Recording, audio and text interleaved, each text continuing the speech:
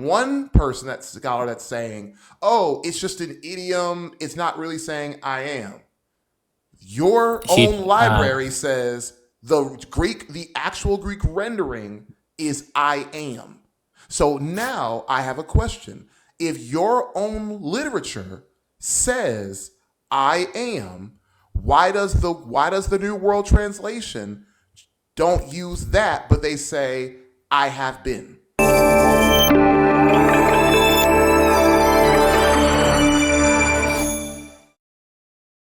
We have coming up on the live stream, we have Dog 885. What's going How on, we doing? We Dog? doing What's good? going on? Welcome to the show, buddy. Welcome to the show. And then wait a minute, I got my Hey, boy, wait a minute, my wait a minute, wait a guy, minute. my Hey, what's up? guy. I got my guy on the panel. We got Nerdy Evangelist at 6, aka Looney.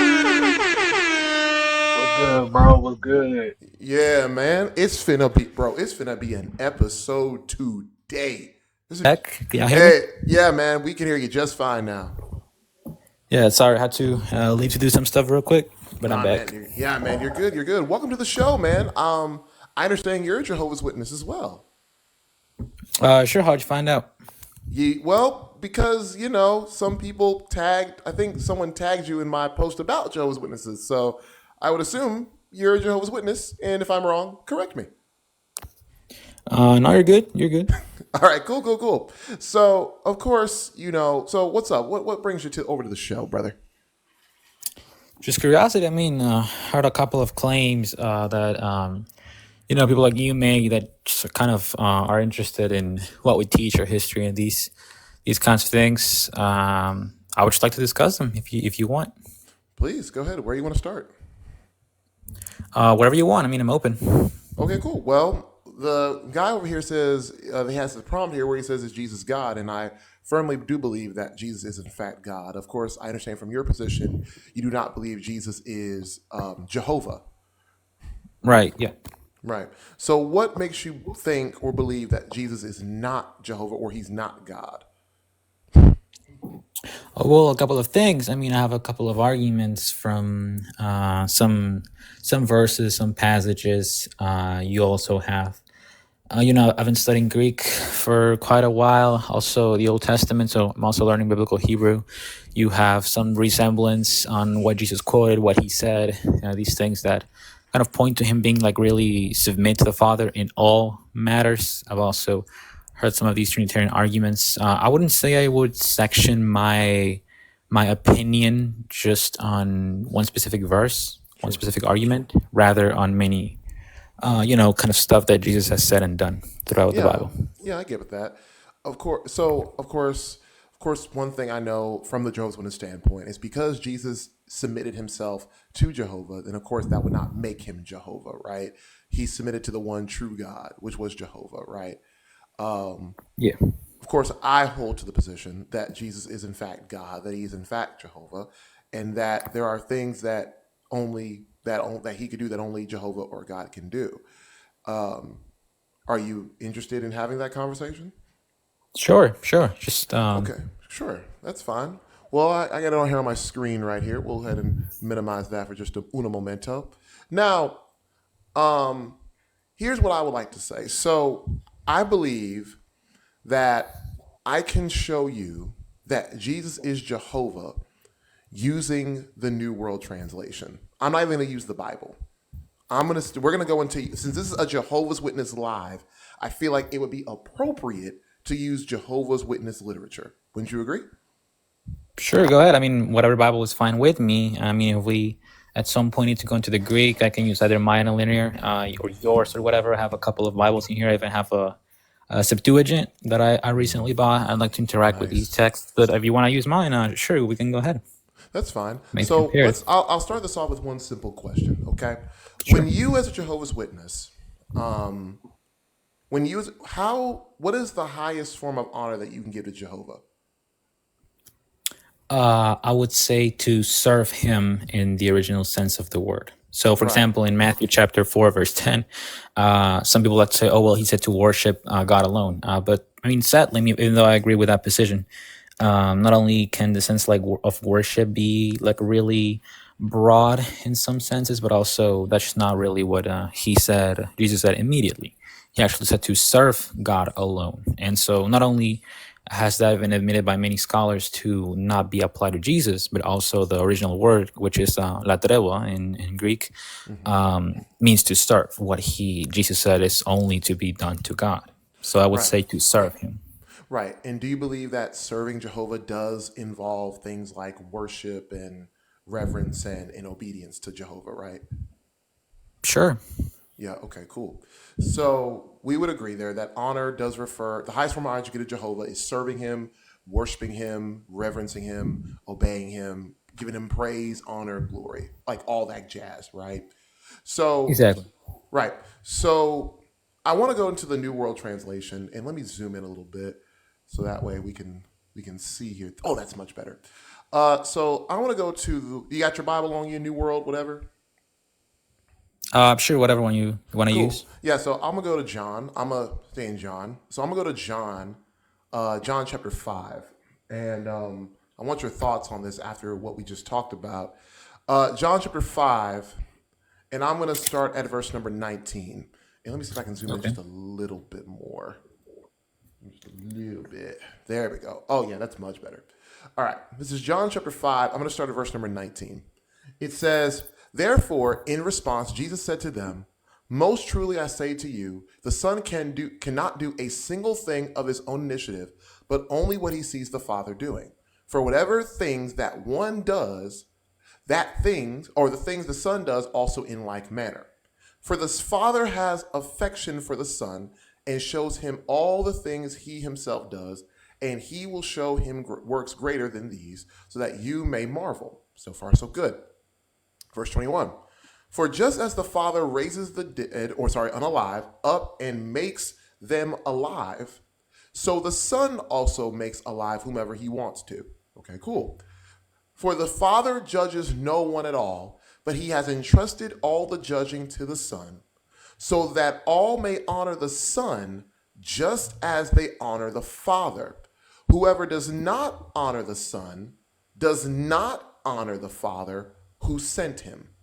So, according to this verse in the New World Translation, we have to honor the Son the same way we honor the Father. And if honoring the Father or if honoring Jehovah involves worship, praise, reverence, and obedience, and I have to give that same honor to the Son, then what does that mean I have to do towards the Son? Well, that depends on the way you want to read that. And I mean, without using my own literature, I would actually point to an interesting book that I would just finish reading. It's called Did the First Christians Worship Jesus? The New Testament Evidence.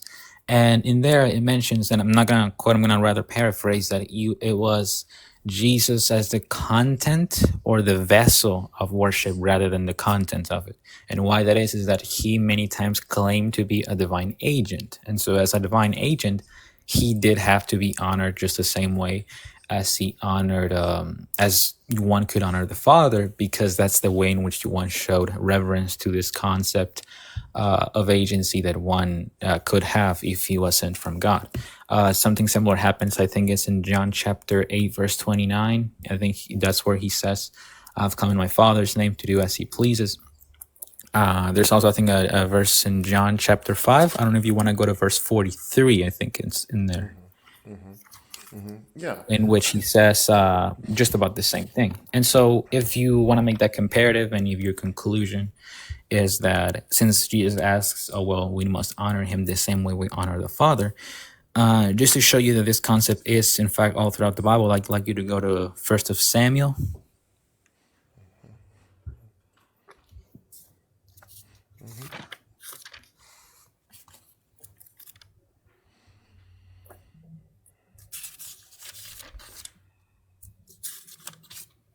So you got chapter 8.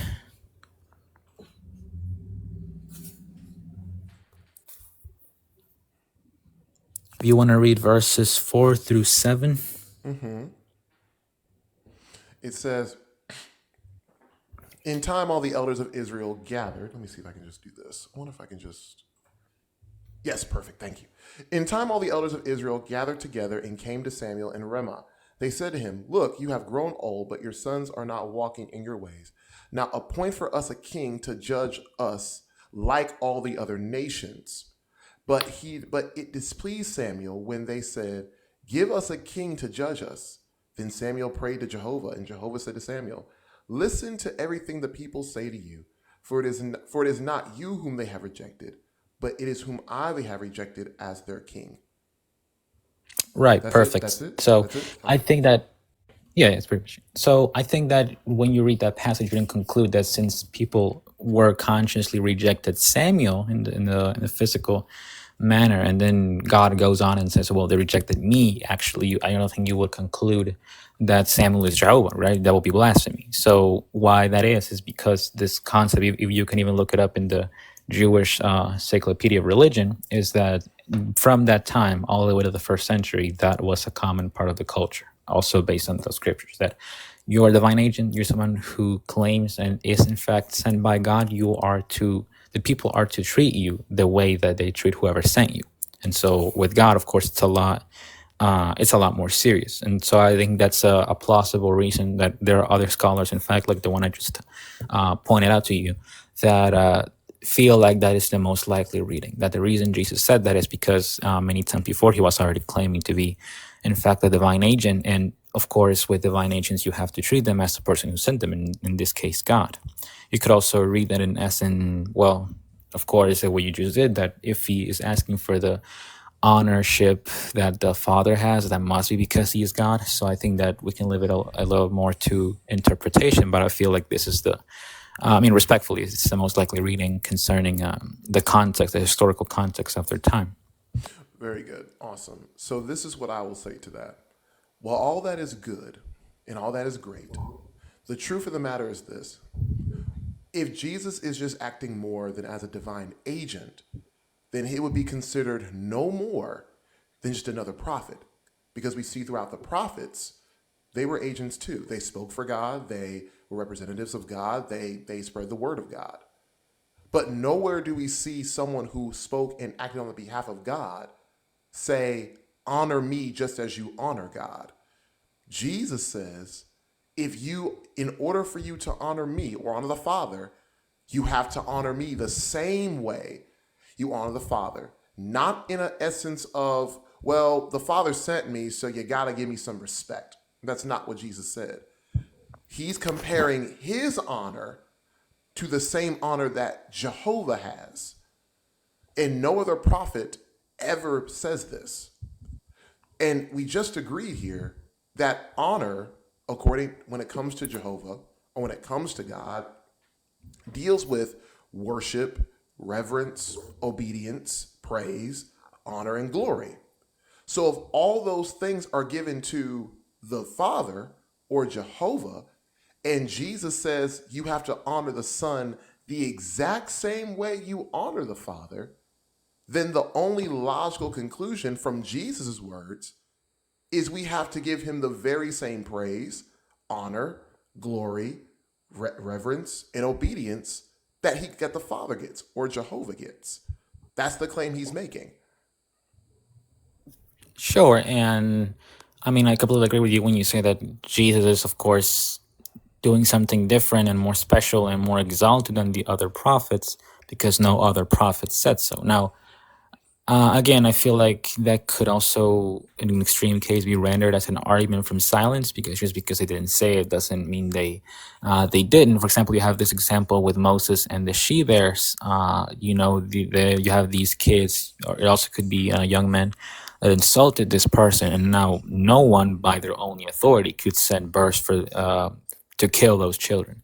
But why was that? Even though it was only out of a single insult, is because these people knew that insulting a prophet of God was insulting God. So again, I think this reading stays pretty strong, and I don't feel like your claim necessarily presents a problem, because again, we also believe that Jesus not only is the greatest of all the prophets weren't divine agents. Instead, what I mean by divine agent is literally an agent of God, which in this case, this umbrella does have the prophets, but that is in this class divine. So theophanic angels are divine agents. These like apparitions that Joseph had are also a concept of divine agency.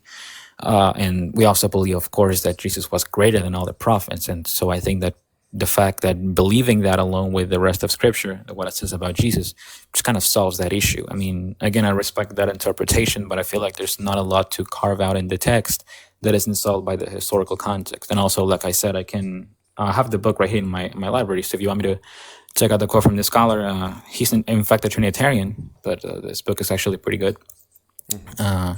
Kind of solves again that issue, that we do not have a problem with him saying that, because he also claimed, and as we also believe, he was greater and therefore could make greater claims than the prophets. So so you're okay with Jesus saying that he deserves that he gets the same honor as Jehovah, even though in your worldview Jesus is not Jehovah? Again, not necessarily my claim. Same goes for example, I don't know if you ever heard about this guy called Greg Stafford. I feel like I also like his worldview. He said that since he believes in the earliest forms of Christology, Jesus was considered a separate deity, then of course I feel like I can to a higher degree agree with that. And so even though I wouldn't say that this commandment to honor the Son, just to honor the Father, means to render the highest honor, but rather for the apostles to feel like the very presence of God was behind or in the very essence of Jesus as well. I don't have a problem with neither claim. Okay. Go ahead, Looney. Did you want to say something? Go ahead. Um, just real quick, old dog. If I say to you to treat me the same way you treat Dre, would there be a distinction, or would my expectation be for you to treat me the exact same way? No, again, none of that could present a problem. You could say that one should treat you the same way, but what is the cost? What is the context? How does that relate to other things that you have said in the past or what you say after? Also, something that could affect in that is that just because I treat you equally doesn't mean I think of you equally. I mean, I think that those things, though they could have some similarities, are not really the same, or there's not really the same claim. So I would like you to prove in the text that that is what Jesus is trying to say, because I don't think there's a lot in the text of any Bible really that points to him claiming equality just by saying that one should honor him the way he honors the Father, because of the context that I have already mentioned.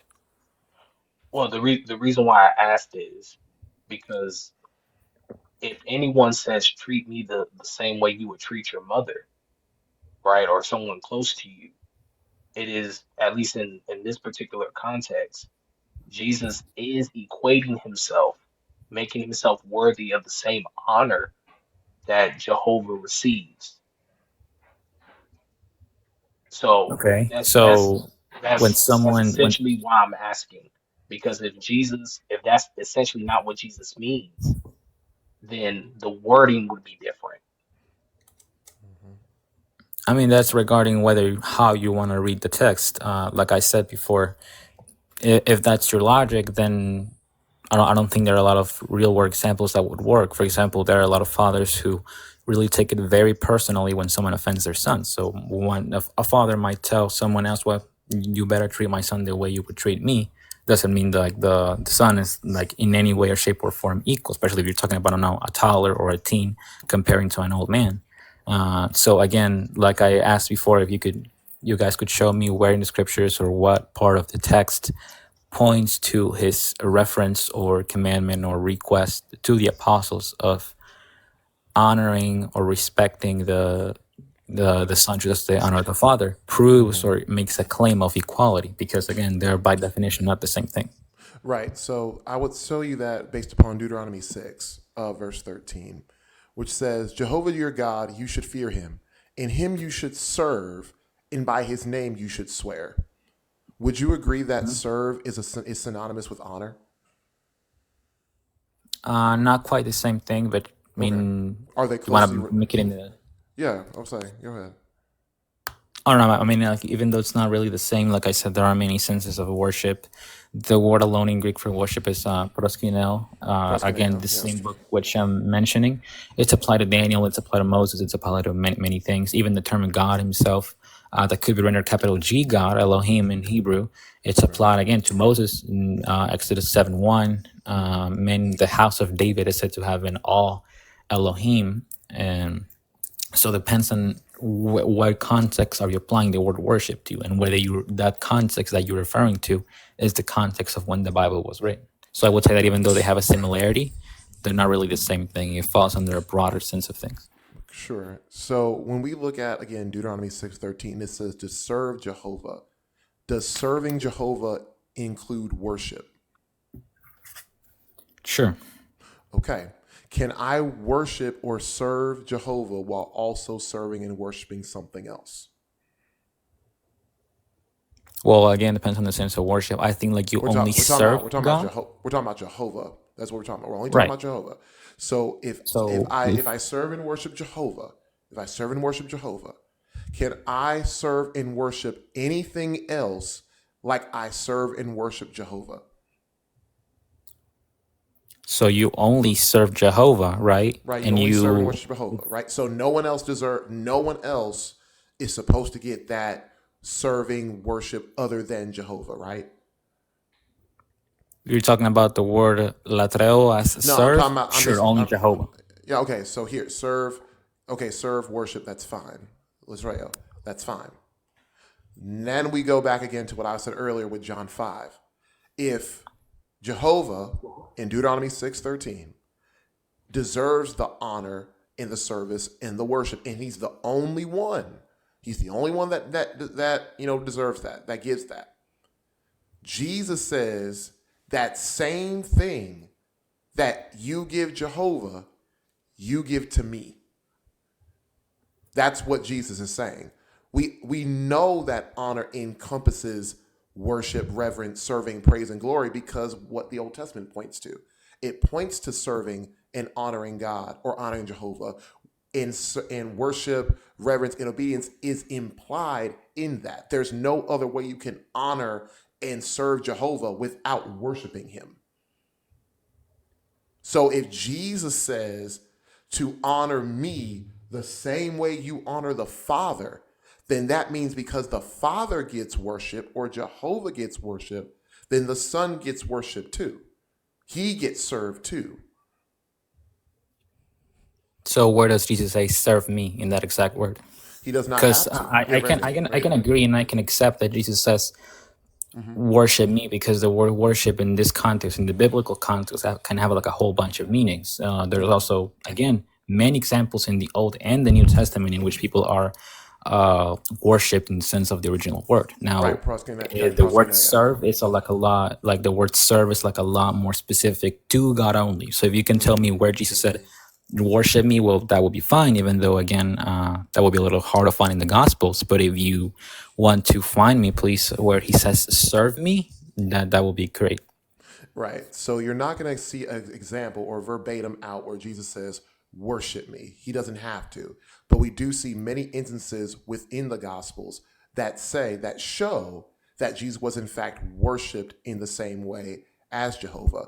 The problem is, O-Dog, the New World Translation has a tendency to change things that don't adhere to the original Greek manuscripts. If I can show, Okay. I'll say this to you. I'll give you an example of that to show you why. Even that's why we stick to things like the ESV or the NSB, and we can see that in those translations, we see that the Greek word there, one is proskuneo, one is latreo. Proskuneo can refer to kings and judges, respect and reverence. So I don't disagree with you on that. But then we also have the other Greek word, which is latreo, which is Yeah. worship specifically only for God, right? Yeah, which is what I requested you showed me Right. in the Bible, where Okay. Jesus served. Okay, cool. Awesome. So I'm going to show you two places and I'm going to show you how this works. So I'm going to go all the way to Revelation 22. All right. So Revelation 22, and I'm going to zoom in on this one too. Jesus. Here we go. Revelation 22, and I'm going to start at verse number 1. And it says, "Then the angel showed me the river of the water of life, bright as crystal, flowing from the throne of God and of the Lamb through the middle of the street of the city. Also on either side of the river, the tree of life with its 12 kinds of fruit, yielding its fruit each month. The leaves of the 12 were the healings of the nations." So really quick, before we continue, you would agree that the throne on the one who sits on the throne is Jehovah, and the Lamb would be the Son, Jesus, right? Yeah. Okay, cool. So let's keep going. It says, "No longer will there be any accursed, but the throne of God and of the Lamb will be in it, and his servants will worship him." What is the word worship here in this text? Is it proskuneo or is it latreo? Oh, let me look for it. No, you're fine. Go ahead. Well, actually, we could do it right here.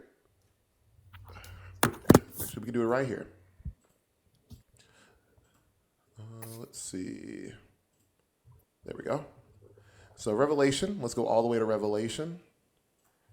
Revelation 22. And we're going to go to the Greek. Well, really verse 1, or really verse 3 in the Greek. So here is Revelation 22, verse 3. And so it says, "No longer will there be any curse. The throne of God and of the Lamb will be within the city, and his servants will worship." Here it is, Strong's 3000. So here it is. It's the word right here. It's actually the word latreo. So the word latreo, right. So the word latreo here would mean to worship, and this particular worship is only exclusive to God, according to the Greek, right? Yeah. So if we go back to Revelation 22, verse 3, again it says, "No longer will there be anything accursed, but the throne of God and of the Lamb will be in it, and his servants will worship him."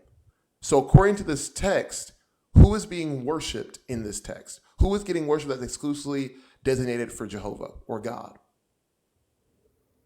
Well, actually, if your Bible says him, it's pointing to only one person. So my first option, in light of the fact that the book of Revelation says they will only worship the one in the highest throne, which is, of course, the Father, then I want you to show me where him means, or what in the text points to him being Jesus. Because my natural reading, when I read that they will serve him, so latreosin him, that's the Father, that's the first throne.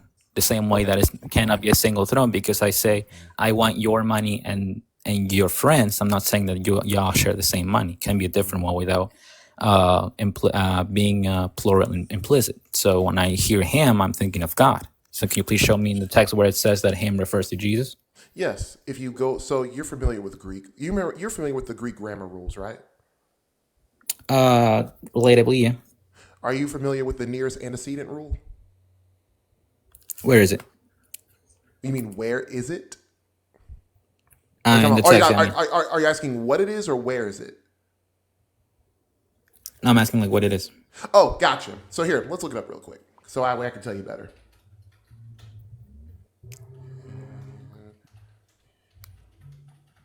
Oops. Okay. Hold on. There it is. So this is in Greek. Right. So the nearest antecedent rule, also known as the last antecedent rule, is a principle of interpreting, particularly in legal context, that states that a qualifying phrase or clause in a sentence is generally assumed to apply to the closest preceding noun or noun phrase unless the context suggests otherwise. And this is actually the rule that applies to the Greek. So in this case, let me rule in Greek. Let me actually do that. Let me do that first. There we go. There it is. In Greek grammar, the nearest antecedent rule dictates that a pronoun, especially a relative pronoun, generally refers to the closest preceding noun or noun phrase in the sentence. This rule helps to clarify the meaning of sentences, especially when dealing with clauses that modify nouns. While the pronoun agrees with its antecedent in gender and number, it doesn't necessarily have to be in the same case. So the rule here is, so there's actually two aspects here. We'll talk about both of them in a minute. When we look at Revelation 22, verse 3, the nearest antecedent rule says that the pronoun here applies to the nearest noun in the sentence. And the nearest noun in this sentence is the lamb. If we're going to go by that rule, right? I'm not sticking to it, but there's a point here. So even if, so number one, that's the first thing. If we go by that rule, the worship or the latreo is being applied to the lamb, which you said earlier is Jesus. So in Revelation 22, verse 3, it's the lamb who is receiving worship. Now, the question becomes, well, darn, you can't just take the throne of God out. I mean, the throne of God's right there. Exactly. So there's two paths you can go here. Either one, you can go with the nearest antecedent rule. That's just another as an aspect. Or you can see that they are both getting the same worship. And this is not the first time we see this either. So the throne of God and the Lamb are two persons that are unified together. They are one, and the servants are worshiping the one God, which in your case, it would be Jehovah. So according to this text, it's the one who sits on the throne and the Lamb who is receiving worship, who is receiving latreo, not just one person. Okay, so two things. Firstly, I would say that is not really necessary reading, not only because like the rule you just the grammar rule you just cited doesn't really have to apply to every passage the same way that applies to, like, for example, the grain law sharp rule. Right. But also that again, there's so this is the Brown River Bricks. There's a Greek English lexicon. I'm sorry. And regarding this word, it also says about latreusis, which is exactly the word in Matthew 4:10. It says, and in several passages, latreuin is translated worship in English translations. It is noticeable that in each case, the object of the verb, the one who is to be served or worshipped, is God. This says, in no case in the New Testament is there talk of offering cultic worship or latreuin to Jesus. And it actually also cites Revelation 22. Well, it doesn't say what verse, only says 22. And I think it says 19 and 5. So I think they might have also considered that verse to not really be applied to that rule. Okay, cool. So again, grammar rules aside, contextually, and again, it is what it is. In Revelation 22, who's getting latreo is both the one who sits on the throne and the Lamb. And like I said, this is not the first time you see this. You can go early into Revelation where the one who sits on the throne and the Lamb both get worship as well. If you want me to show you that, I can. That the Lamb is worshipped? Mm-hmm.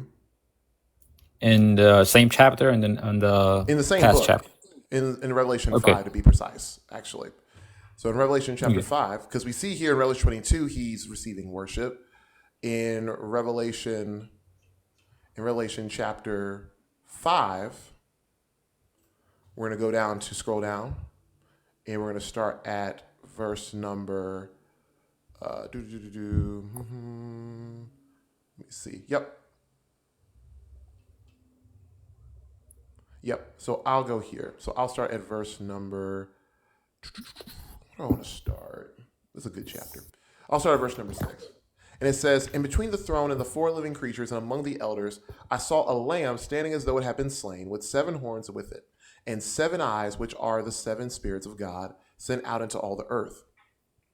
And he went and took the scroll from the right hand of him who was seated on the throne." So we see again, it's that same verbiage. The one who sits on the throne and then the Lamb, same verbiage.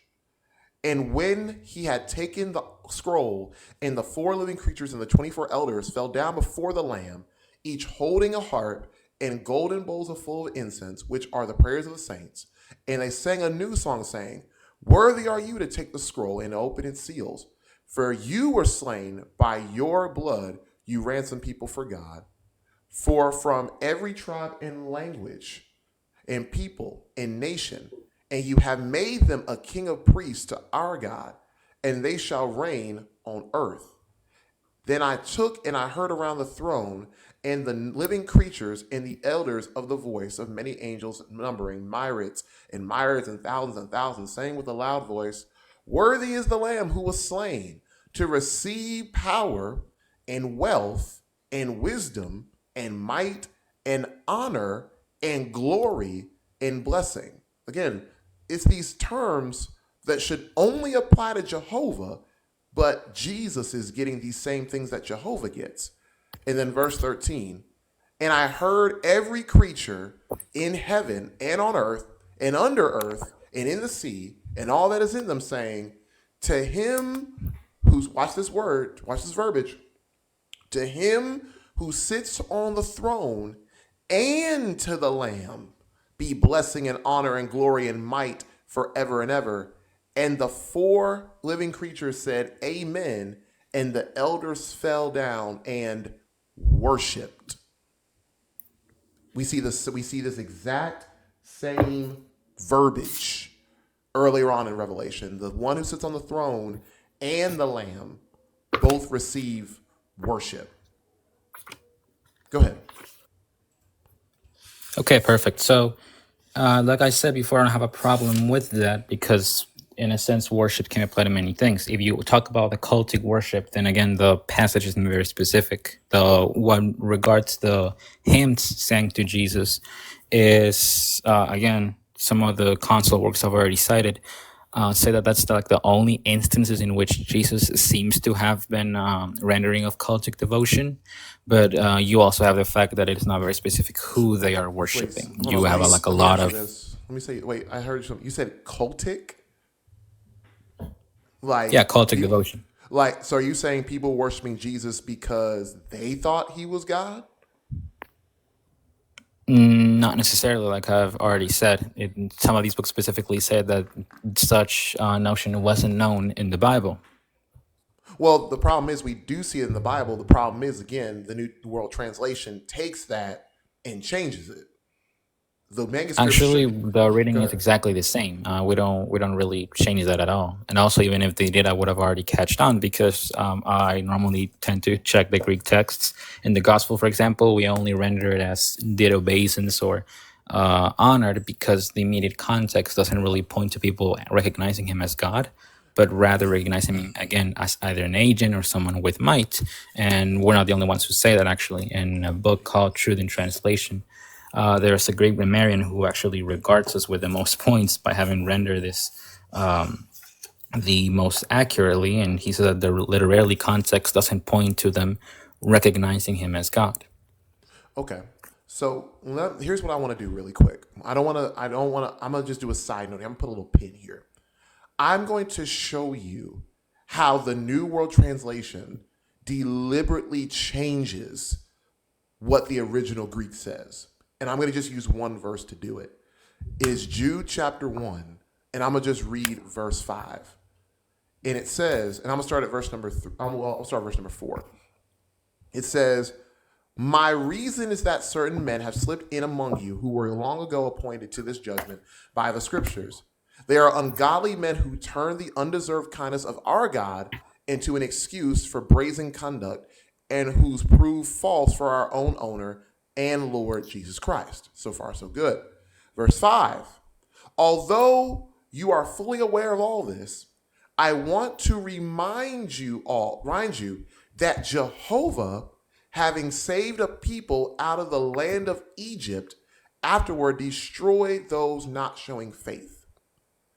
I have one question for you. Where is the word Jehovah in the Greek text?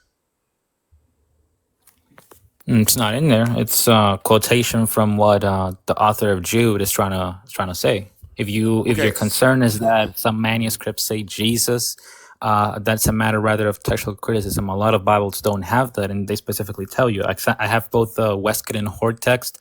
I also have the Nestle-Allen text, and even there, the Nestle-Allen renders it as Christ or Jesus. You good? Oh yeah, I'm good. Go ahead, keep going. Yeah. So like I said, even this text, it has Jesus saving the people out of Egypt, but it says a lot of ancient authorities read the Lord or simply God. And why do we insert the name Jehovah? Well, because it's clearly quoting from many of the passages which do have the tetragrammaton in the Hebrew. And we actually have a lot of evidence that when people looked at these manuscripts, they originally had sometimes even Greek, first century Greek, with the tetragrammaton and the divine name of God in Hebrew written, or rather drew in them. And so it's no surprise that they might have either included them in it or simply thought about that person while writing it. And so if you want to get into a discussion of whether that even belongs in there or not, I mean, we sure can go that way. But just so you know, there's a lot of, it's hotly debated whether it should say Jesus or not. Okay. Do you profess that the New World Translation adheres to the Greek? I mean, not only me, you can only ask a couple of Greek grammarians, which have written books about it. I don't profess it's the best Bible ever, though I feel like it's a very decent, very good translation. The best could always be, of course, learning the original languages, read it by yourself. But I since a lot of agree. people aren't going to do that, I agree. I agree with you. And this is why I have a problem with the New World Translation, because a lot of Jehovah's Witnesses say that the New World Translation, particularly the New Testament, adheres to the Greek manuscripts. The problem hmm is there is not one Greek manuscript that has the phrase Jehovah in it. We see Jesus, we see Jesus, but we don't see Jehovah. So, what I'm concerned about is why the translators of the New World Translation are inserting a name that in the original manuscripts it's Jesus, not Jehovah. well, that's very simple. Firstly, because even you have a lot of conservative and even some liberal scholars who argue, I mean, this might sound unrelated, but I'm getting to a point. Even though you have conservative and liberal scholars who agree that the Gospels, for example, were written I mean, during the first century, the earliest copies we have are about from 125 AD forward. That doesn't Mm-hmm. mean that doesn't mean you're not gonna believe they might have been written in the first century, and that's first century testimony of Jesus. That just means that you don't have the autographs, which is not a problem. What we say is that it's possible that the earliest manuscripts, that which we don't have, might have had the divine name, because again, we actually do have evidence of things like the Septuagint with the divine name in it. We have other renderings of later translations from like the 4th century using the rendering the divine name into shapes closer to Yahweh or Yahweh or even Jehovah. Uh, and so on. So if you have a problem with us rendering that way in the New Testament, even though again, when we do it, most of the, like the 237 times we do it, it's actually a quotation from a passage in the Old Testament, which we know when people looked at it saw the name of God. Not only that, but even if that was a problem to you for any reason, I would also like to ask you if we do have manuscripts of the Old Testament with the Tetragrammaton, and we know that the earliest scholars of the Bible, such as the Jewish rabbis or even people from the Catholic Church, in this case, made Bibles with the name of God in the Old Testament, and sometimes even in the New Testament, where they felt it was appropriate. People that knew what they were talking about with the Bible. Why do most Bibles today render it Lord then, if we have good evidence that the divine name was to be pronounced? So the problem with this comparison is that we agree and we don't have any contention that Yo Edvade is the Tetragrammaton and they rendered it as Lord for sacred reasons. That's not an issue for us. The issue I have is the fact that, again, if the New World Translation says or adheres to being consistent or at least closely related to the Greek manuscripts, when we look at the translations of the Bible, particularly the ESV, for example, which are based on the earlier manuscripts such as the Codex Sinaiticus and the Dead Sea Scrolls, we don't see Jehovah in the Greek. We don't see Jehovah. We see Jesus. So if the New World Translation's claim is that they've come to make corrections or fix what was wrong and make it right according to the Greek text specifically, that's why I've been asking, where in the Greek manuscripts that are associated with the New Testament, especially when it comes to Jude chapter 1, do we see Jehovah in the Greek manuscripts for the New Testament associated with Jude chapter 1, verse 5. Okay, so if you want to talk about Jude 1:5 alone, we don't. But we also have a lot of problem rendering it Jesus because, again, it's a matter of textual criticism. There's a lot of ancient manuscripts which only say God, right, in Greek, or even Lord, where there might have not been the tetragrammaton. But I think it's a fair comparison because, again, if you what you want to ask is, well, where do we find the word Jehovah in the New Testament? Then I would also like to ask you that we've already like confronted and challenged many of the arguments to not render the divine name, most of them which aren't really for sacred reasons if you do your research. But if that's your problem for you, my problem for me is where in any good ancient manuscript of the Old Testament do we find that instead of the word where Yod He Vav He in Greek, which will be either compressed Yahweh or whatever way you want to say it, where do we find that instead of those places we start finding the word Adonai, which is literally Lord in Hebrew, because those are later changes. We have evidence, at least in the Old Testament, that where that name was being written, later on it was changed to Lord. Like, that's just not really up for serious debate. Our earliest manuscripts say Yod He Vav He, however. So if you're concerned about names and where to insert them and where they should belong, in this case in Jude 5, is in this case the name Jehovah, I don't have a problem saying that it isn't there in the Greek. I'm arguing that it's hotly debated what good translation is there, whether it's Jesus, whether it's God or Lord. But I think it's a good comparative. If you have a problem with that, then I might as well ask you, where do we find that in any of the instances in which you see capital A, capital O, capital R, capital D, which in this case should be the word Adonai, where you actually find the divine name? Why not render it that way?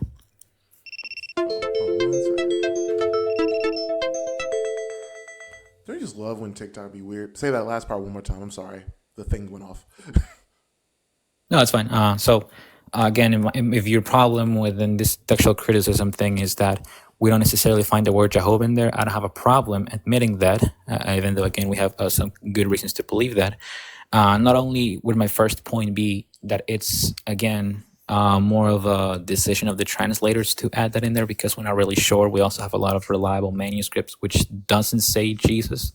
But regarding the whole Bible, which is like a even hotter matter, what good reason is there? Because we've already challenged, rendering it Lord, where we don't find the word Adonai in Hebrew, we find the tetragrammaton. And we know that it's nowhere in the Bible to say not to pronounce the divine name, so that's post-biblical. So if you have a problem with that, my question for you is, do you have a problem with all of the Bibles, including the ESV, which try to adhere to good manuscripts of the Old Testament, which do have the divine name, while not translating the divine name whatever way they want? I don't have an issue with that because I understand why they did it. I understand why. First of all, most translators do understand that when we look at things like the ESV, the NASB, and what have you, they're very aware that the divine name is Od Vahe. But there's also, if you're going to go by rabbinic or Jewish scholars also understand why they transitioned it from Yahweh to Lord, which can translate to Adonai, due to sacredity. I get that part. That's what they would tell you, right? The problem is Sure. here. So the problem is here. The issue is I don't have an issue with the rendering of the divine name because we can see that rendering in the earliest manuscripts. Again, if you want to use something as simple as like the Masoretic text or the Dead Sea Scrolls, whatever you want to choose, both of those are in there, right? That's fine. The problem I have is the New World Translation's claim to say, hey, the Bible's here.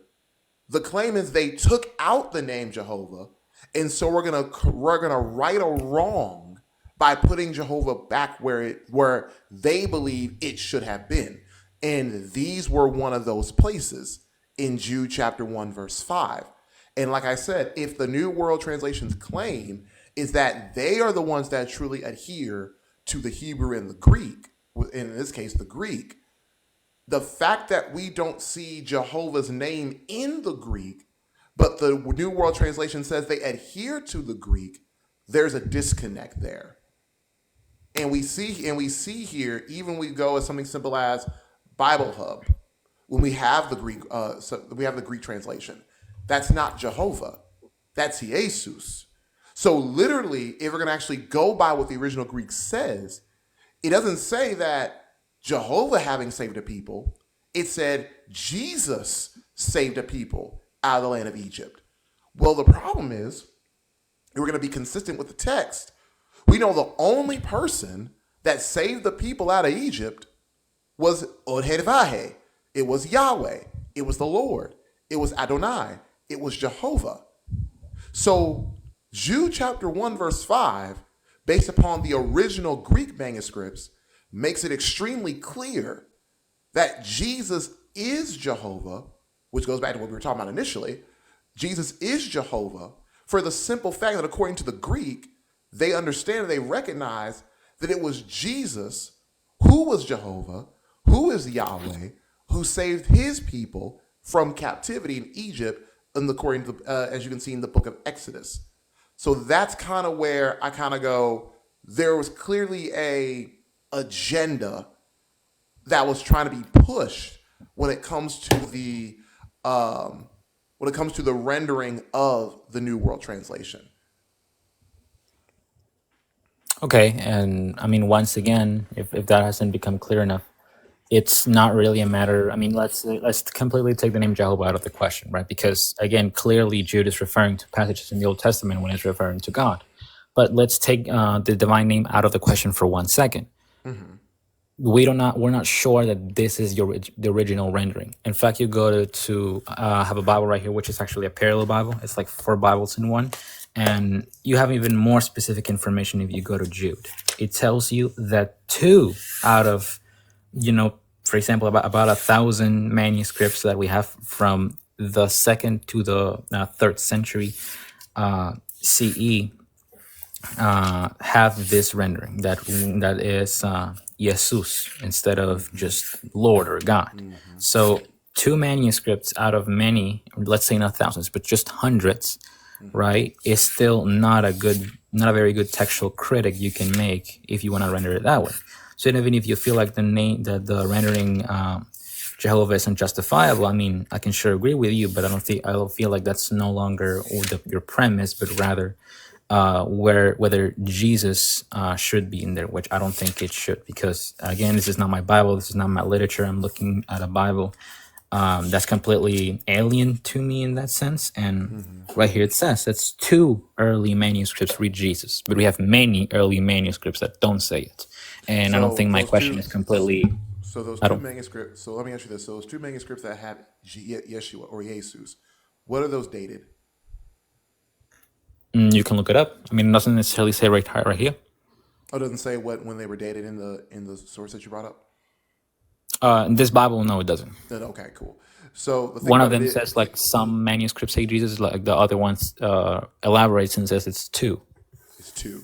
Okay. So the thing about it is that because we know that the versions such as the not KJV, but the ESV, NASB adhere to the earlier manuscript as early as the 2nd, 3rd, 4th century, if the renderings in those manuscripts say Jesus, we can trust that. That is just proper criticism. That is proper textual criticism at its core. We go with what the early manuscripts say, right? And we have the earliest manuscripts even before the 2nd, 3rd, and 4th. We can go all the way to the 1st, right? And so that's why I personally believe, just on textual criticism and manuscripting alone, that the New World Translation gets this wrong. And they did it purposefully because they did not want Jesus to have the same type of honor and glory that Jehovah has. Even though in the same book or in the same Bible, the New World Translation Bible, Jesus himself says he gets the same honor as Jehovah, right?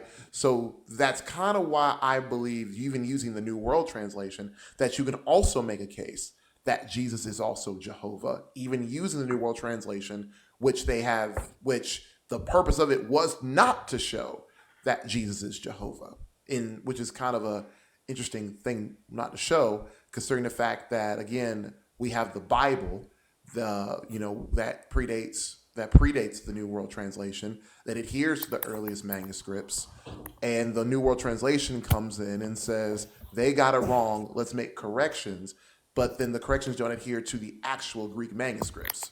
Maybe the Masoretic text for the Hebrew, maybe, but definitely not the Greek manuscripts for the New. So a couple of things I gotta say there. The first one is that I've already answered this objection on John 5:22. If you don't mind me admitting that, but secondly, again, if you have manuscripts, two manuscripts among that say Jesus instead of just God or Lord in Greek, among hundreds in the same time that were made and written and copied in the same time period, then it's no longer whether it's plausible, but what is the most possible. Because I think there's a little fallacy going on here that plausibility doesn't determine possibility. If you have, because actual textual criticism will tell you have this many manuscripts written at the same time, the weirder, and I mean, oftentimes if you have like a real time gap between these two, the weirder rendering will probably be the most likely. But if you have many texts written at the same time and there are only two that are completely different, that completely differ from the majority of them, it is most likely that the ones that are common are the ones that are the closest to the original reading. So you have that in John 1:18. You have this thing with monogenes theos and monogenes idios, right? The first one says only begotten God. The other one says only begotten Son. But again, since the previous rendering, the first rendering, like monogenes theos, says only begotten God, is the weirdest along a really bad time gap between the composition and the copying of both texts, then it's most likely that it's that one. That's just not the case. That's just not what's going on in Jude 5. You have the exact same text which was copied, many copies done at the same time in the same time period, only two of them which say Jesus. That is just not, it should not really be considered among scholarship.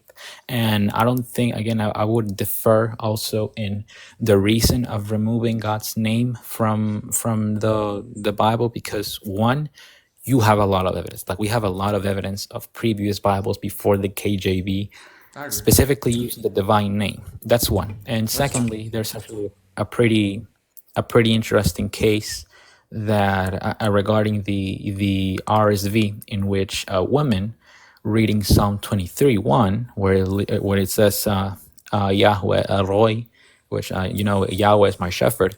A woman actually asked the committee why they didn't use the divine name, and their answer was because we would have lost millions. Like our committee did want to use a divine name there because it has been such a tradition among many Bibles preceding the traditional ones, which in this case they were referring to the KJV, but we would have lost millions, and that's just not worth the risk. So I don't feel, again, I'm not saying that's just the case with any Bible at all. I feel like that would be dishonest, intellectually speaking.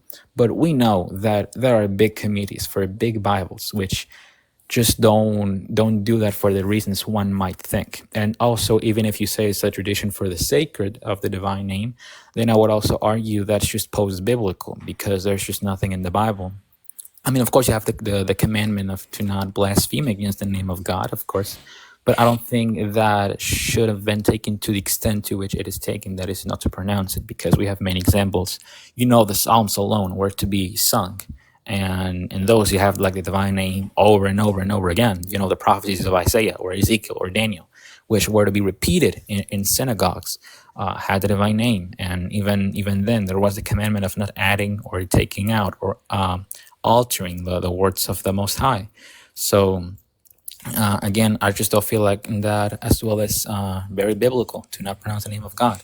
And even if that was a reason, you can also argue for a different case. Well, here's the thing, brother. The issue I don't have is the whole issue with this is not necessarily pronouncing the divine name of God. I'm fairly aware that as a Christian that the divine name of God is just that. It's sacred. Yahweh. Even if you want to go with Jehovah, I don't have an argument. I don't disagree with you on that. The issue here is not the divine name. The issue is the fact that the New World Translation claims to go to the Greek, but they get the Greek wrong and put Jehovah anywhere, in this case, anywhere that it says Jesus. as if to say Jesus is not Jehovah blatantly. And this is not the only place that they get the Greek wrong. If you go to John chapter 5, John chapter 8, the very famous passage that is in our Bibles, for some reason they changed that too. John chapter 8, verse 58. And here it is. In the New World Translation, it says, Jesus said to them, most truly I say to you, before Abraham came into existence, I have been. Where in the Greek is this phrase, I have been?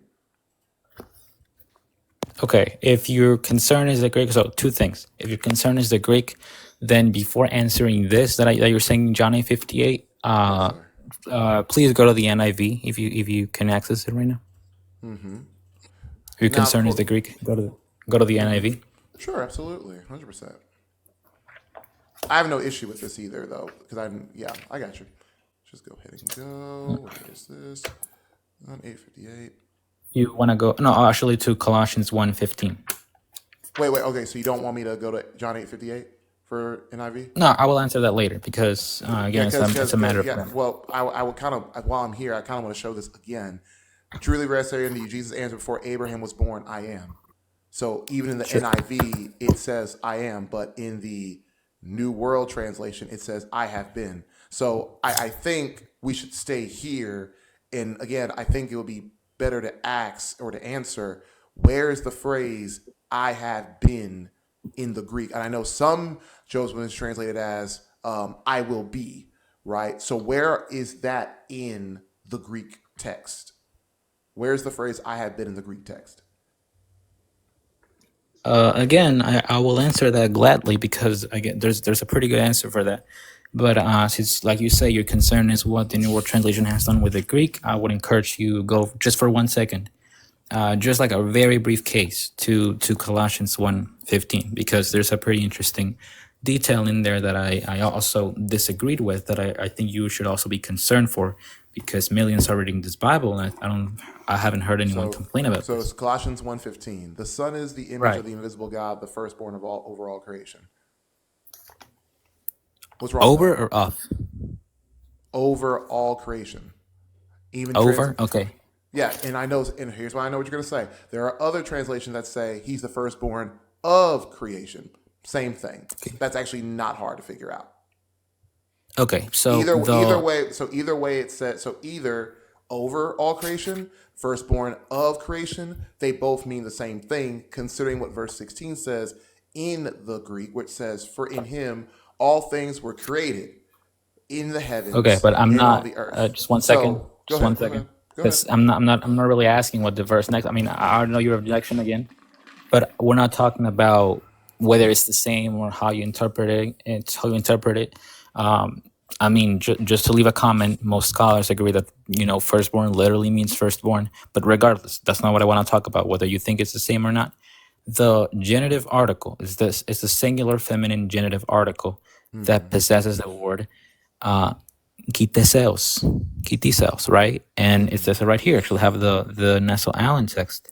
Yeah, it's primordial genitive singular feminine, and it says of. And actually, in a very good book called Truth in Translation, again, it says this Greek grammarian and scholar considers it a change because he says in no way can the genitive article be translated over. It says this makes Jesus look as a matter of doctrine, because this makes Jesus look of makes him look like part of creation, over makes him look outside of it. So just to make a really brief case, I understand that you might dislike the New World Translation, but I would maybe look for another good reason to disapprove of it, because if you're concerned with what the Greek says, you can't just feel safe in these passages by Bibles that millions read to say, oh, well, since it means just about the same thing as I want to understand it to be, then it must not be a problem. That's not really what we're talking about here. We're talking about whether it adheres to the Greek. In this passage, in this very common Bible, it doesn't. It's blatantly, grammatically, unjustifiably changing it. Now, let's please go back to John 8:58. So If you very want to good. talk about verse 16 and a little later, we can do that. But for now, let's So just return to John. I wanted to stick to verse 16 because I think you're comparing apples to oranges. So because some translations say overall creation and you have other translations that say of, that doesn't change much. It doesn't change doctrine. If you're going to go to verse 15, the context there still makes it clear that Jesus is the protokos. He's the firstborn. He's preeminent, right? So whether it says overall creation or of creation, if there's a little bit of variant, which of course you're going to find when you look at when people translate, not going to be perfect anyway. So again, if you're going to use verse 15, the problem is it doesn't change the context, it doesn't change the doctrine. It clearly Okay, makes but it it's a clear. blatant So mistranslation. no, it's not It's a blatant no. Hold mistranslation. on. There's a difference between a mistranslation and a textual variant. This is what we would call a syntax. There are many. This is mentioned many times when you have from copy to copy. 99%. That's why most manuscripts or translated copies are 99% accurate. That 1% may be along the lines of syntax, grammar. That's fine.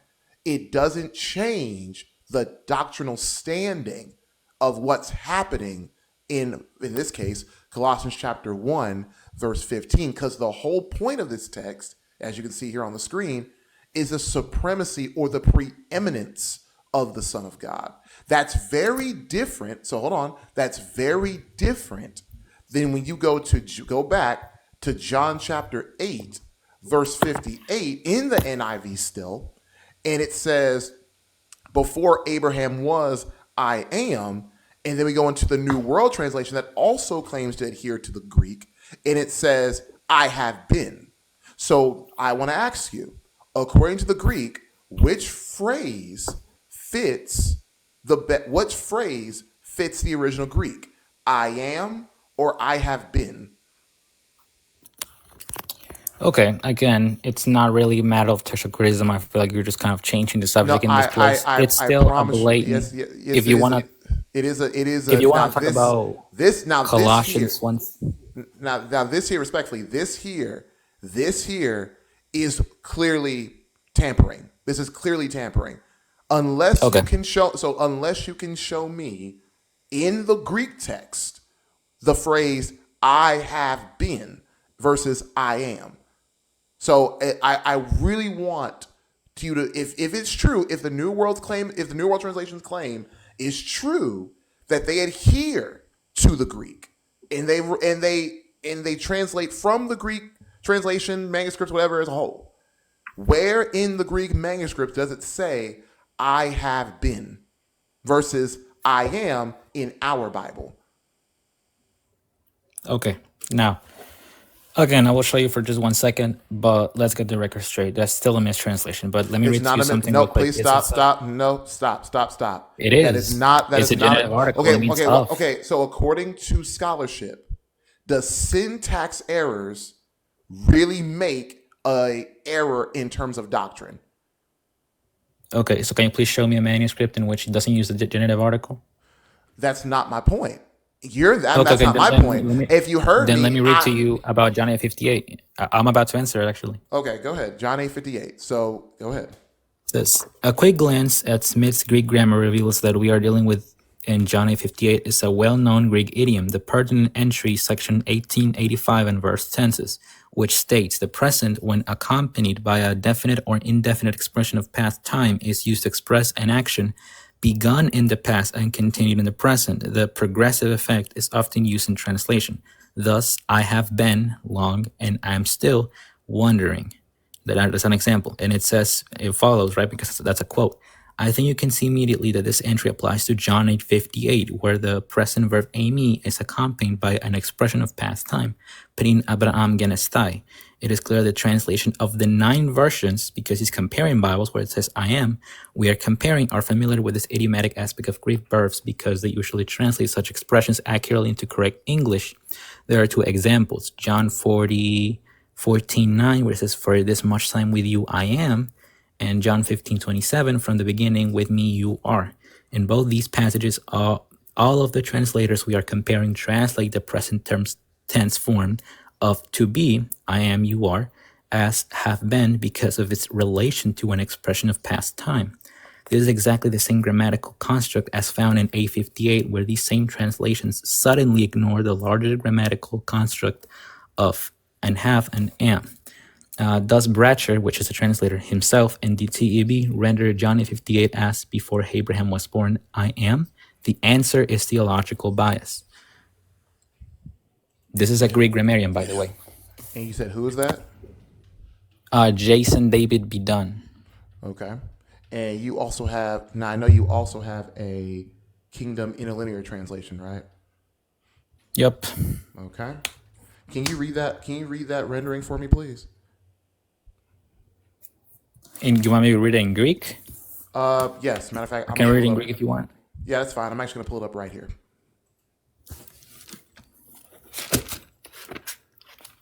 And we're going to stay in the same chapter, John 8:58. Okay, it says right here. Let me read to you. I'm just going to read the whole verse. It says, No, of course, of course. Eiten autois Jesus. Amen, amen. Lego umin. Prin Abraham genestai ego emi.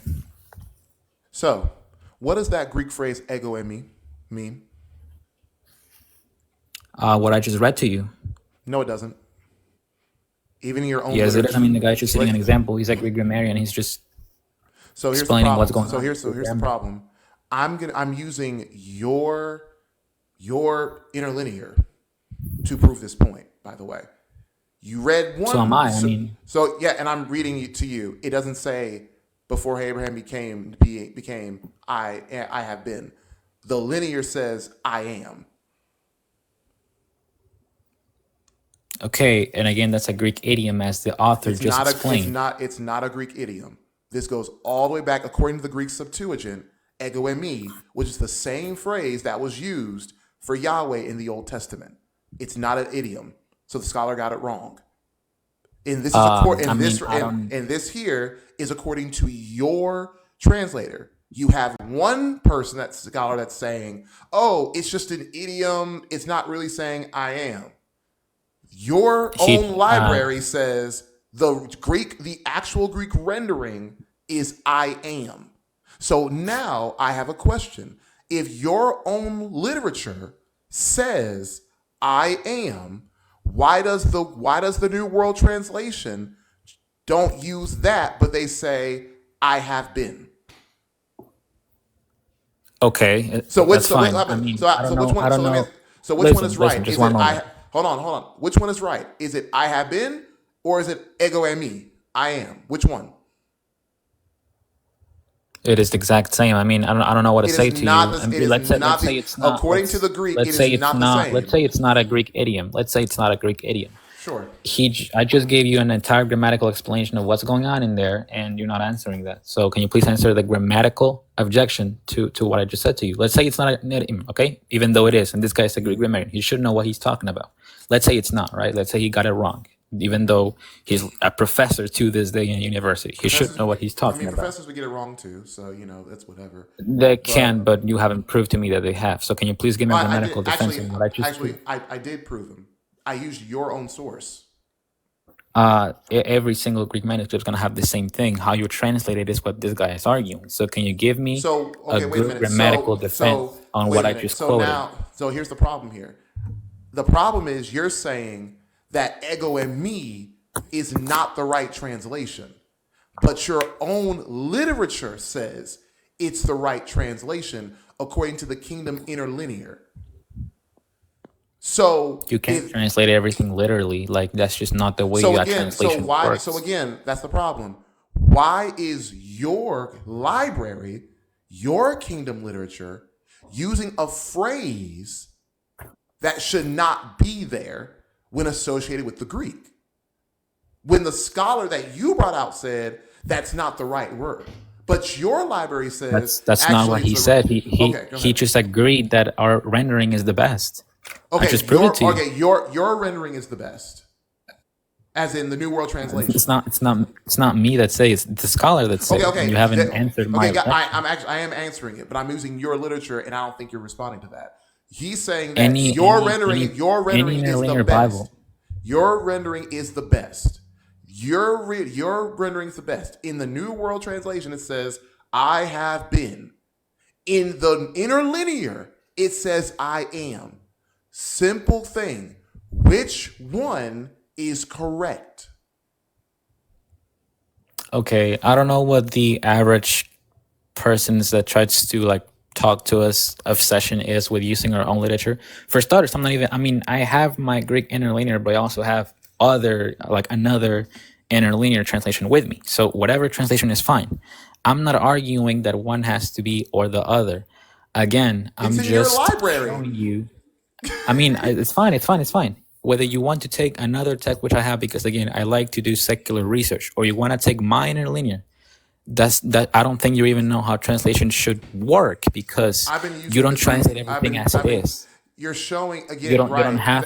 you don't have B verbs in Greek. The You don't problem have is, B verbs, independent B verbs in now Greek. now you haven't. Now there's a problem. Now there's an issue, because if you want to deal with the scholar, deal with the scholar. If you want to deal with the New World Translation, deal with the New World Translation. If you want to deal with And the what if the Kingdom scholar Analytic, says that ours is better? okay, now you have a problem in your own library. That's It's the problem. not, because he's Yeah, explaining so how and you have yet to explain which rendering, according to your own literature, is correct. it doesn't have to be, because that's how translation Okay, works. I there it don't know what to is. say to you, There it dude. is. So I it just so it proved doesn't it. have to be. So you're okay with your own literature making contradictions. It's not a contradiction, because you So haven't is it answered my grammatical claim. I'm asking you again. Is it I have been or I am? Which one is the proper Greek rendering? I have been is a correct translation of I am. And You're not answering my objection, dude. show me a Greek manuscript that says I have been. Okay, I asked you for a Greek manuscript that says over creation, and you didn't show me none, and now I'm giving you a Again, you're good comparing. scholarly Again, that is work called. on. So boom. So what you're doing is you're making a categorical error. We understand that syntax of and over are not synonymous. We get that. We understand there are variants. We get that. We understand syntax errors can happen. We get that. However, you bringing up Colossians 1:15 does not make a good case, because it doesn't change the overall context of what's being described in Colossians chapter 1 verses 15 through 18. In John 8:58, these two words change the context dramatically. Either Jesus saying he is the I am, or he's not. Those are two different contexts that push two different doctrines. So I'm going to ask you again, which one is it? If it's I have been, show me a Greek manuscript that says I have been. Okay, if you worry about logical fallacies, you just make the logical fallacy of a false dichotomy, because again, it doesn't have to be one or the other. It doesn't have to be whether I am or I have Okay, been. so either I the just new showed world. you. Okay, listen. hold Just on. one second. No, Just one second. Just one second. Either the Because new you're not world letting me. You're not letting hold me on, speak. because You're now not letting me speak. because now you're running away from your own literature.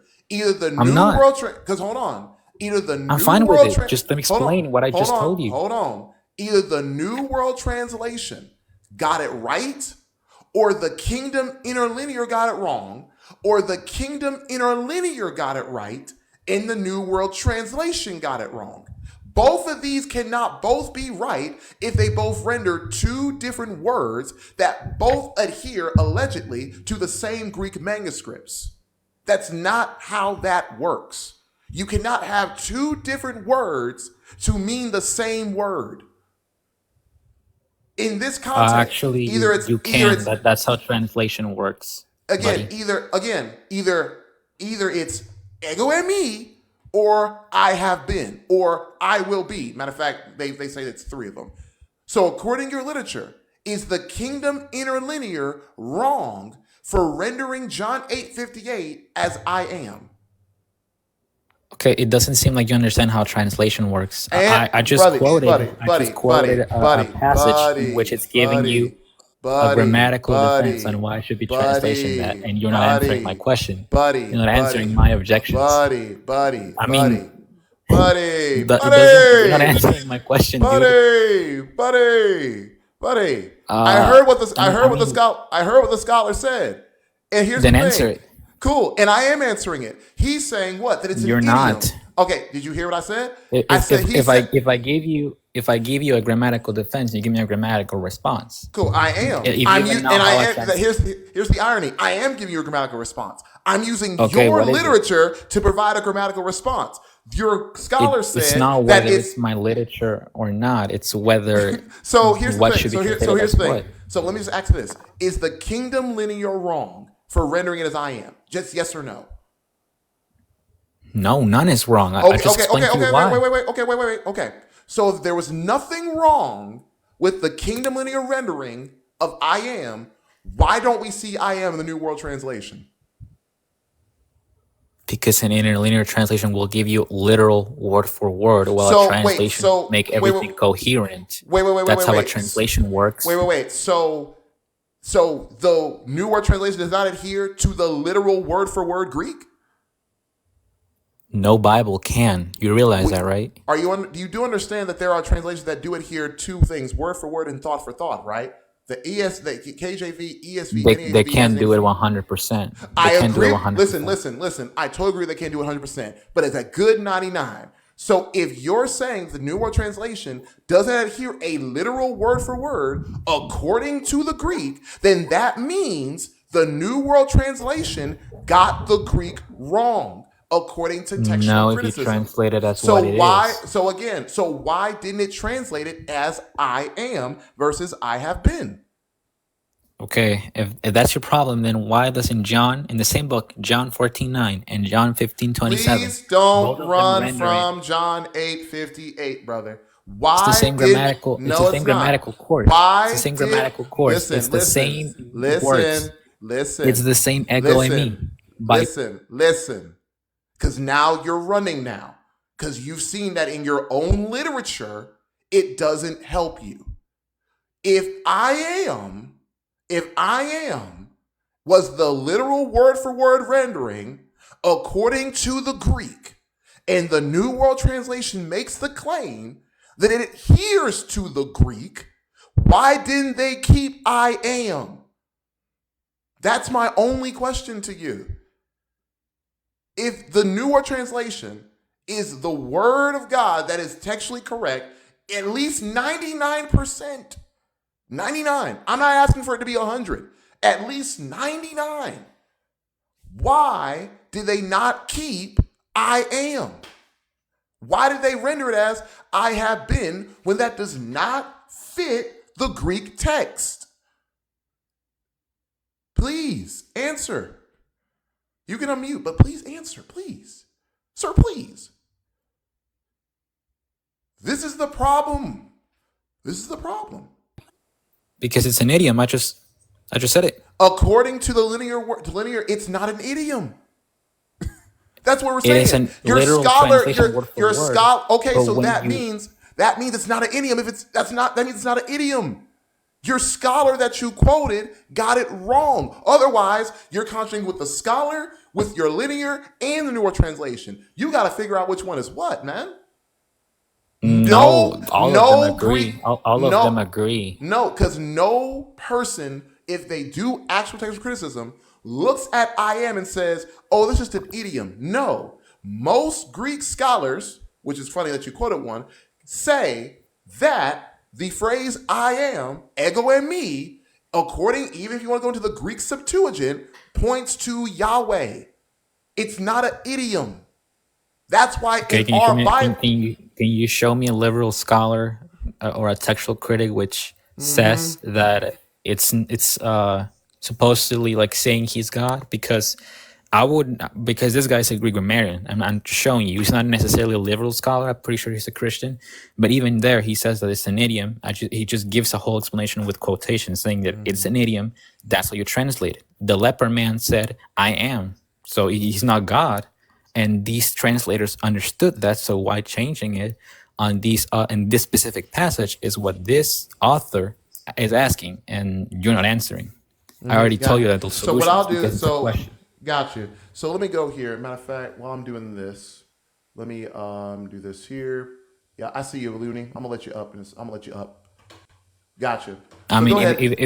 even your friend just admitted that it's an idiom. He just told you. But I mean, Who? he's but trying here's to the thing, though, reconcile that, sir. and he just said, No, "Oh well, no, it's still I am," excuse but me. no, even he's telling you to But here's be. the thing. Even though it's an idiom, right? It still means I am. How can it be an idiom and So still if mean I am? All right, so here we go. So I will show you a scholar. You're familiar with Gary Manning Jr. Yeah. You know who he is? I'm reading right now. It says Master of Divinity Program, School of Theology. Right. So we have one here. And so he says this, I am always referred to God in the Gospel of John. So we go here. It says, I am is only intended to refer to deity in some of Jesus' sayings. What makes I am distinctive in God's declaration to Moses is that it doesn't have a predicate nominative. If you forgot in your high school grammar, the predicate nominative is the second half of the sentence. For example, I am the good shepherd. Say to the children of Israel, I am has sent you. There are 3 times in the Gospel of John when Jesus says, I am, without a predicate nominative. These passages seem to be more about Jesus' deity than any other I am sayings in John. John 6:19 through 20. They saw Jesus walking on the sea, and they were afraid. But he said to them, it is I, echoing you, do not be afraid. Truly, truly, I say to you, before Abraham was, I am. Ego eimi. John 8:58. Jesus said to the soldiers, whom do you seek? They answered, Jesus of Nazareth. Jesus said, I am I he. am, Ego eimi. When Jesus said to them, I am he. Ego eimi. They retreated and fell to the ground. Jesus answered, I told you that I am he. Ego eimi. In each of these 3, the context suggests that Jesus' deity is implied. So the Greek rendering, ego eimi, is true, and it does adhere to the Greek according to those who have studied the Greek scholarship-wise. So Okay, you're where in his so autobiography so does he you're say he's a Greek grammarian? Because I'm quoting a Greek grammarian, and sir, none of you that asked me, explains sir, you that issue. show again, you're asking for a Greek American. I'm giving you someone who has went to school, they studied theology, they studied the language, and they have Okay, said, and what's crazy is they said that I am only tended to some of Jesus' sayings. They didn't say all of them.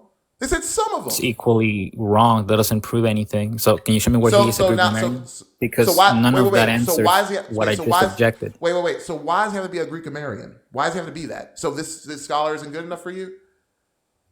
I'm not saying that as scholars, but a scholar of economics cannot deal with a scholar of religion. It's not the same kind of scholarship. So I respect the guy if he's a theologian, but just because he probably learned some things about Greek, about Koine Greek, probably more than I do, a guy that's specifically a Greek grammarian is objecting the exact opposite. And just because he says that I am in a predicate nominative should for some reason mean divinity, he doesn't explain why. I Check it got out you. yourself. It's not explaining why. And I I just gave got you you. another objection in this book that I'm quoting. You're not answering that neither. Okay, so you want a Greek grammarian who says ego eimi Sure. means I am. That's what you Sure. want. Actually, the scholar I'm using, so his name is, let me actually go down here. A.T. Robinson. You've heard of him? Yeah. Yeah, many times. Yeah, right. So in this book, I believe it is page 394, and I know you have to leave, so I can't scroll all the way down. But essentially, he says that the ego in me is in its timeless present, is used to express deity, and he brings up Exodus 3:14, and in the Septuagint. So it is not. He actually makes clear that it's not a I was or I have been, but it's an absolute I am, which denotes eternal existence. So I know you have to leave, so of course we're here, but I would like to show you the So scholar can you read the whole paragraph? because I know it's in this book, but I don't think this is the right page. So I got you. I got you. So I got you. But I want you to. But I do know that A.T. Robinson is a Greek grammaton. So he does talk about it though. So it's going to take me some time to Okay. actually find the page. But I got you though. Okay. So is Yeah, it fine if I leave and we just talk tomorrow? I won't be live tomorrow because I only go live like every Friday because life. But tell you what, DM me and we can discuss a little bit further. Is that all right? Sure. Hey man, I got you. Hey man, this is a great conversation, man. Appreciate. Hey y'all, can we Yeah. get claps? Can we get claps for dog in the chat, bro? Great sport, man. Great sport, man. Hey man, take care, man, and may God bless and keep you, brother. Yeah, thank you. Thank you. All right, man. Great, man. That was great. That was great. That was excellent. But that's the sauce we're looking for, bro. That's the sauce we're looking for.